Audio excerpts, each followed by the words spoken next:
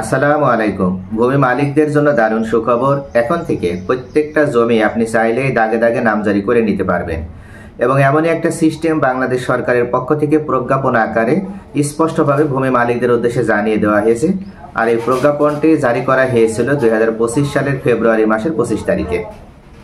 অর্থাৎ এখন থেকে আপনি চাইলেই এই নিয়মের অন্তর্ভুক্ত হয়ে আপনার জমি আপনি নামজারি করে নিতে পারবেন, যেটা পূর্বে কখনো সম্ভব ছিল না। 2004 সালের পূর্ববর্তী সময় থেকে চাইলেই নামজারি করে নেওয়া যেত, তবে 2004 সালের পরবর্তী সময় থেকে কোনো ব্যক্তি চাইলে আর দাগে দাগে জমি নামজারি করে নেওয়ার সুযোগ পেত না। তবে এখানে বর্তমানে অন্তর্বর্তীকালীন সরকার ক্ষমতায় আসার পর ফেব্রুয়ারি মাসের 25 তারিখে প্রজ্ঞাপন জারি করার মাধ্যমে ভূমি মালিকদের সুবিধার্থে বা ভূমি মালিকদের কল্যাণ অর্থে এত সুন্দর একটা সিস্টেম আবার চালু করে দিল। তবে এখানে কিছু কন্ডিশন আছে, কিছু রুলস আছে অ্যান্ড রেগুলেশন আছে। এই রুলস অ্যান্ড রেগুলেশন মেনটেন করার মাধ্যমেই কেবল একজন ভূমি মালিক তার জমিগুলো দাগে দাগে নামজারি করে নিতে পারবে। যে সুখবর প্রদান করার মাধ্যমে যে রুলস অ্যান্ড রেগুলেশনের আওতাভুক্ত হয়ে ভূমি মালিকগণ তারা তাদের জমি দাগে দাগে নামজারি করে নিতে পারবে, আজকের এই ভিডিওতে আমি সে সম্পর্কে বিস্তারিতভাবে আলোচনা করব। তাহলে ভিউয়ার্স, আশা করে বুঝতে পারছেন যে ভিডিওটি অত্যন্ত গুরুত্বপূর্ণ একটি ভিডিও, তাই কোথাও স্কিপ না করে মনোযোগ সহকারে প্রথম থেকে শেষ পর্যন্ত ভিডিওটি দেখবেন, তাহলে ইনশাআল্লাহ অনেক বেশি উপকৃত হতে পারবেন। যৌথ খতিয়ানের অন্তর্ভুক্ত জমি এবং ওয়ারিশান সম্পত্তি যেখানে একাধিক ওয়ারিশদের মালিকানা সত্ত্ব তৈরি হবে এমন জমি আর পূর্বে এমন জমির নামজারি 2004 সালে পরবর্তী থেকে প্রদান করা হচ্ছিল না বন্টনামা বা বাটোয়ারা দলিল ছাড়া। অর্থাৎ বন্টনামা বা বাটোয়ারা দলিল যদি দেখানো যায় বা বন্টনামা বাটোয়ারা দলিল যদি করে নেওয়া যায়, সেক্ষেত্রে আবার দাগে দাগে নামজারি করে নেওয়া সম্ভব ছিল। তবে বন্টনামা বাটোয়ারা দলিল যদি কেউ উপস্থাপন করতে না পারে এবং সেক্ষেত্রে যদি ওয়ারিশান সম্পত্তির নামজারির জন্য কেউ আবেদন করে, তাহলে তাদের নামজারি আবেদন অ্যাপ্রুভ করা হচ্ছিল না এবং তাদের নামজারি আবেদন রিজেক্ট করে দেওয়া হচ্ছিল। এরপরও বেশিরভাগ ক্ষেত্রে দেখা যাচ্ছিল যে কিছু কিছু ভূমি মালিক তারা কিছু অসাধু বা দুর্নীতিপরায়ণ ভূমি অফিসের দায়িত্বশীল কর্মকর্তা, বিশেষ করে তহসিলদার, নায়েব এবং এসিলার মহোদয়দের দ্বারা, যারা এই ধরনের দুর্নীতির সাথে জড়িত বা এই ধরনের অসাধু প্রকৃতির, তাদের দ্বারা অনেক ব্যক্তি আছে তারা যৌথ খতিয়ানের অন্তর্ভুক্ত জমি বা ওয়ারিশান সম্পত্তি যেখানে এক দাগের উপরে একাধিক ওয়ারিশদের অংশ তৈরি হয়েছে, সত্ত্ব তৈরি হয়েছে, এরপরও তারা গোপনে কিছু টাকা পয়সা ব্যয় করার মাধ্যমে সেই জমি নিজেদের নামে নামজারি করে নিত। যদিও এটা অত্যন্ত ভয়ঙ্কর একটা সিদ্ধান্ত ছিল, কেননা এভাবে যারা নামজারি করেছিল তারা পরবর্তীতে ওই জমির দখল পজিশন নিয়ে বা জমিটার চিরস্থায়ী অবস্থান নিয়ে তাদের নিজের ওয়ারিশ যারা, তাদের সাথে আবার গোলযোগের ভিতরে তারা লিপ্ত হতো। এটার অন্যতম কারণ ছিল যখন কোনো ব্যক্তি ওয়ারিশান সম্পত্তির নামজারি করার জন্য বেশি করে গতি দেখাতো বা তড়িঘড়ি করতো, এটার অর্থ ছিল এই, হয় তিনি জমিটা হেবাদলিল করবে অথবা অন্য কারোর সাথে এওয়াজ বদল করবে অথবা ওই জমিটা অন্য কারোর কাছে বিক্রয় করে দিবে।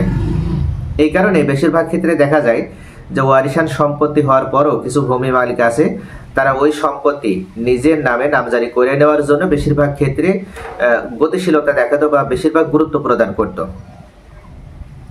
তবে এমন অবস্থায় ওই ব্যক্তি যখন নামজারি করে নিত বা এসিলার মহোদয় বা নায়েব বা তহসিলদারের সহযোগিতায় যখন এই ওয়ারিশান সম্পত্তি বা যৌথ খতিয়ানের অন্তর্ভুক্ত জমি যখন সে নামজারি করে নিতে পারত, ওই সময়ে তিনি খাজনা প্রদান করার পর ওই জমি বিক্রয় করে দিত। নামজারি করার পর পরবর্তীতে ওই জমির অবস্থান নিয়ে তাদের ভিতরে সমস্যা তৈরি হতো। এর কারণ যেহেতু সেখানে বাটোয়ারা করা নেই, অর্থাৎ উত্তরাধিকার সম্পত্তি বা ওয়ারিশান দিক থেকে পাওয়া সম্পত্তিতে প্রত্যেকটা ওয়ারিশেরই প্রত্যেকটা দাগে দাগে এবং প্রত্যেক জায়গায় তাদের মালিকানা সত্ত্ব তৈরি হয় এবং এই কারণেই যেহেতু নামজারি করার কারণে তিনি দখল নিয়ে নিচ্ছে বা নামজারি করার মাধ্যমে তার থেকে তিনি জমি ক্রয় করে সেই জমিটা চিরস্থায়ীভাবে ভোগ দখলের উদ্দেশ্যে জমিটা ক্রয় করছে এবং সেখানে তিনি একটা মূল্যবান প্রপার্টি তৈরি করছে। পরবর্তীতে আরও যে অন্য ওয়ারিশারা থাকছে তারা বা তাদের পরবর্তী ছেলেমেয়েরা যখন এইখানে আপত্তি করছে বা বলছে যে আমরা এই জায়গাটা এককভাবে দিতে পারবো না, বরং এখানে এইভাবে না নিয়ে এইভাবে আমরা ভাগ করব, তখন কিন্তু যে ব্যক্তি জমিটা ক্রয় করছে তিনি যতই বাধা দেওয়ার চেষ্টা করুক বা যতই উনি সমস্যা তৈরি করার চেষ্টা করুক বা ওখানে স্থায়ীভাবে থাকার চেষ্টা করুক, কোনো আইনে উনি ওখানে স্থায়ীভাবে থাকতে পারবে না। তবে উনি থাকতে পারতো যদি বাটোয়ারা বা বন্টনামা দলিল দেখে জমিটা উনি কিনত। যেহেতু এটা করেনি, জাস্ট নামজারি দেখেছে এবং নামজারির মাধ্যমে উনি জমিটা ক্রয় করে নিয়েছে, এই কারণে ওনাকে এখন ওই জমি ছেড়ে দিতে হবে। উনি ওনার অংশ পাবে, তবে যেখানে উনি দখল নিয়েছে অন্য ওয়ারিশেরা আপত্তি করলে সেই জায়গার অংশ ওনাকে ছেড়ে দেওয়া লাগবে, অর্থাৎ অন্য ওয়ারিশেরা মিলে যেখানে আবার ভাগ বন্টন করবে সেই জায়গায় ভাগ বন্টনের আলোকে ওনাকে জমিটা দখল নেওয়া লাগবে। তো এই সকল কারণে যে বিভিন্ন সমস্যাগুলো তৈরি হয়, এই যে উদ্ভূত যে বিভিন্ন সমস্যাগুলো বা যে নতুন করে যেন আর কোনো সমস্যা তৈরি হতে না পারে, যার কারণে তৎকালীন সরকার তিনারা এত ধরনের একটা তৎকালীন সরকার এই কঠোর অবস্থান বা কঠোর মনোভাব তিনারা পোষণ করেছিলেন এবং দাগে দাগে জমি ভাগ বন্টন করার যে নিয়ম, সেই দাগে দাগে জমি যে নামজারি করার নিয়ম, সেই দাগে দাগে জমির নামজারি আর প্রদান করছিল না। এবং ওনারা যদি কোনো ওয়ারিশান সম্পত্তি বা উত্তরাধিকার দিক থেকে পাওয়া সম্পত্তি বা যৌথ খতিয়ানের অন্তর্ভুক্ত সম্পত্তি এককভাবে যদি কেউ নামজারি করে বের হয়ে যেতে চায় তার অংশটুকু নিয়ে, সেক্ষেত্রে বন্টন বা বাটোয়ারা দলিল বাধ্যতামূলক করে দেয়। এবং এটার কঠোর প্রয়োগ বিগত 2 বছর থেকে আমরা দেখে আসি যে এটার কঠোর প্রয়োগের মাধ্যমে সকল প্রকার নামজারি বন্ধ করে দেওয়া হয় শুধুমাত্র বন্টন বা বাটোয়ারা দলিল না থাকার কারণে। তবে বর্তমান অন্তর্বর্তীকালীন সরকার ক্ষমতায় আসার পর জনগণের সুবিধা প্রদান করার নিমিত্তে ওনারা 2টা কন্ডিশনের আলোকে এখন থেকে চাইলেই যে কোনো ব্যক্তি ওনাদের সম্পত্তি দাগে দাগে নামজারি করে নিতে পারবে। এক্ষেত্রে ওনাদের যে 2টা শর্ত মানতে হবে, তার ভিতরে 1 নম্বরে যে শর্ত সেটা হচ্ছে ওনারা যখন দাগে দাগে নামজারি করে নেবে তখন অবশ্যই অন্যান্য যে ওয়ারিশগুলো আছে তারা সহ, অর্থাৎ সকলে মিলে নামজারির জন্য আবেদন করতে হবে। এক কথায় একটা দাগে জমির উপরে যতগুলো ওয়ারিশের অংশ তৈরি হবে বা যতগুলো ওয়ারিশের হক তৈরি হবে, সেখানে 1-2জনকে অনুপস্থিত বা অ্যাবসেন্ট রেখে অন্যান্য ওয়ারিশেরা যদি মনে করে যে আমরা আমাদের নিজের অংশটুকু নিয়ে আলাদা হয়ে যাব এবং আমরা আমাদের নামজারি করে আমাদের অংশ নিয়ে বের হয়ে যাব, তাহলে এটা কোনোভাবেই সম্ভব নয়। অর্থাৎ ওই জমির উপরে যতগুলো ওয়ারিশের অংশ বা হক প্রতিষ্ঠিত হবে প্রত্যেক ওয়ারিশেরা মিলেই কেবল ওই জমির নামজারি করে নিতে পারবে। এক্ষেত্রে যৌথ খতিয়ান তৈরি হবে আবার, অর্থাৎ যখনই ওনারা আবার নামজারি করে নেবে ওনাদের পৈতৃক দিক থেকে পাওয়া সম্পত্তি যখন ওনারা নামজারি করে নেবে তখন ওই জমি ওনাদের নামে আবার যৌথ খতিয়ানের অন্তর্ভুক্ত হবে এবং যৌথ খতিয়ানে অন্তর্ভুক্ত হয়ে সকল অংশীদার মিলে ওই জমির নামজারি ওনারা পাবে। এককভাবে কোনো খতিয়ানের অন্তর্ভুক্ত বা এককভাবে কোনো ব্যক্তি চাইলে ওনার অংশটুকু নিয়ে আলাদাভাবে নামজারি করে নিতে পারবে না। তাহলে এখানে কন্ডিশন নাম্বার 1 যে কন্ডিশনের কথা উল্লেখ করলাম, অর্থাৎ উত্তরাধিকার দিক থেকে পাওয়া সম্পত্তি যদি কেউ নামজারি করে নিতে চায় তাহলে কোনো আপত্তি নেই, কোনো বাধা নেই, ওনারা চাইলে এখন নামজারি করে নিতে পারবে। এক্ষেত্রে সকল ওয়ারিশেরা মিলে এই নামজারিটি করে নিতে হবে। কোনো একজন ওয়ারিশের অনুপস্থিতিতে আপনি একা বা আপনারা 2জন মিলে চাইলেই সে জমি নামজারি করে নিতে পারবেন না। দ্বিতীয় যে কন্ডিশন উল্লেখ করে দেওয়া হয়েছে সেই দ্বিতীয় কন্ডিশনটা সেই গতানুগতিক সেই কন্ডিশনই, অর্থাৎ আপনি যদি মনে করেন যে আপনি আপনার জমি আপনি আলাদাভাবে নিয়ে বের হয়ে যাবেন, আপনার পৈতৃক দিক থেকে পাওয়া সম্পত্তি আপনি চান যে আপনি আলাদা হয়ে আপনার নিজের অংশটুকু আলাদাভাবে নিয়ে নামজারি করে নিয়ে তা সেই জমির খাজনা প্রদান করবেন এবং আপনি নিট অ্যান্ড ক্লিন অবস্থায় থাকবেন। কেননা যে কোনো সময় আপনার প্রয়োজন হতে পারে যে জমিটা হয়তো বিক্রয় করতে হবে, সেক্ষেত্রে আপনি চাইলেই আপনার ওই সম্পত্তি আপনি যে কোনো সময় আপনার প্রয়োজনে আপনি বিক্রয় করতে পারবেন। এই ক্ষেত্রে আপনাকে যে কন্ডিশনের কথা বলা হচ্ছে সেটা হচ্ছে যে আপনার অবশ্যই একটি বন্টন বা বাটোয়ারা দলিল প্রয়োজন হবে।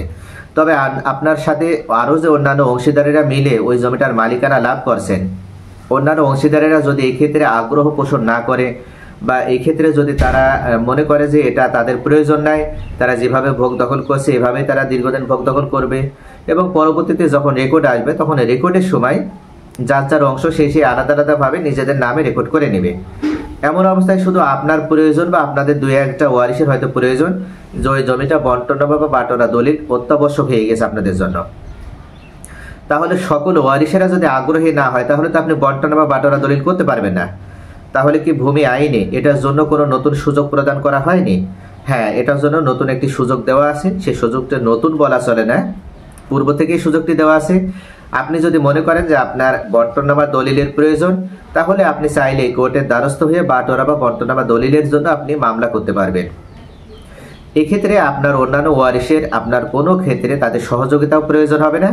জাস্ট আপনি যে জমির অংশীদার হয়ে আপনি বন্টনামা বা বাটোয়ারা দলিল তৈরির জন্য মামলা দায়ের করেছেন, সেই জমির উপরে আপনার যে অংশ তৈরি হয়েছে এটা প্রমাণ করার জন্য আপনার সেই জমির সম্পূর্ণ ডকুমেন্টসগুলো আপনাকে অ্যারেঞ্জ করা লাগবে এরপর সকল ডকুমেন্টস আপনি যখন অ্যারেঞ্জ করবেন বা সকল ডকুমেন্টস আপনি যখন কালেক্ট করবেন, কালেক্ট করার পর আপনি ওই জমিওয়ালা অর্থাৎ পূর্বে যে ব্যক্তি ওই জমির মালিক ছিল তার সাথে আপনার যে সম্পর্ক, সেই সম্পর্ক প্রমাণ করার জন্য একটি ওয়ারিশান সনদ বা উত্তরাধিকার সনদের প্রয়োজন হবে।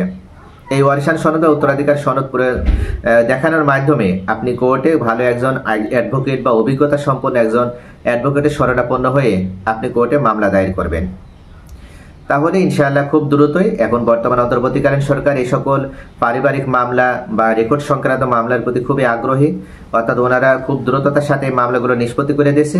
দেখা যাবে যে আপনি 1 থেকে 2 বছরের ভিতরে এই মামলা নিষ্পত্তি করে আপনার নিজস্ব যে সম্পত্তি বা আপনার অধিকারে যে সম্পত্তি, আপনি সেই সম্পত্তি আলাদাভাবে নিয়ে আপনি বাটোয়ারা বা বন্টনা বা দলিল তৈরি করা ছাড়াই আপনি কোর্ট থেকে পারমিশন নিয়ে বা ডিগ্রি পাওয়ার মাধ্যমে আপনি সরাসরি কোর্ট থেকে একটি বাটোয়ারা বা বন্টনা বা বের করে নিতে পারবেন।